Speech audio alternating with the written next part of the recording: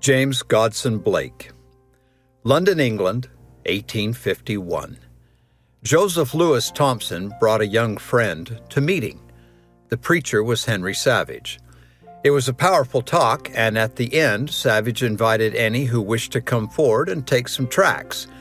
Young James went forward and picked up some of the tracts.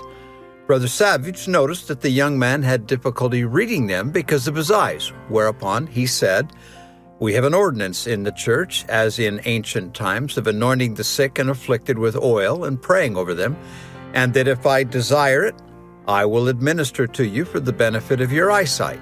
End of quote. Well, James expressed that he had no faith in the ordinance, but Brother Savage insisted. So James sat down and the blessing proceeded. He was healed. He would later write that so remarkably was he healed that even into his 80s he never had trouble with his eyes again. James was baptized. Within a few years he was called as the branch president of the Whitechapel branch in London. James and his family were filled with the spirit of the gathering and desired to immigrate to Zion. They had the means to make the journey comfortably. But then word came that the immigration for the next season was to proceed by handcart. With a wife of tender constitution and 4 children under the age of 11, James determined that he could not make a trek of 1,300 miles with only a handcart. He contracted for an ox team and a wagon. The members of his branch declared that they too would immigrate with him in the same company and by the same means. Mindful of his example, James realized that this just would not do. So he wrote at once to the mission president, ordered a handcart for the journey, and donated the rest of the money for the benefit of the migrating poor. Then, one day, in a branch testimony meeting, a sister was filled with the spirit and gift of tongues and stood and spoke. Another sister interpreted as follows, quote, "I, the Lord, am well pleased with the offering made by my servant, Elder James G. Blake.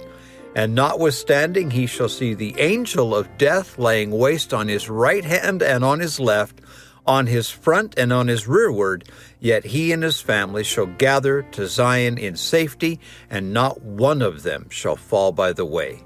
End of quote. Angel of death laying waste on his right hand and on his left? Those are ominous words, and James would live to see them vividly fulfilled. For you see, James was James Godson Blake, and he crossed the plains as part of the Martin Handcart Company of 1856. Was his faith tested on that journey? Oh, yes. At one point in the terrible cold and suffering of Wyoming, his young son, Thomas, froze to death. While the company gave the lad up for dead, James refused. Drawing on the promise given, he anointed the boy, blessed and prayed for him, persisting in faith and ministering until there was a flutter at the throat, the eyes opened, and life was restored. That boy, Thomas, lived to become the father of 9 children. It was that father's conviction that if that promise had not been made, the boy would have been given up as dead and would have been laid with so many others of that company who were buried by the wayside in that trying journey. Carried by his faith, James Godson Blake lived to be a pioneer in Dixie, a bishop, a patriarch, and the first recorder of the St. George Temple.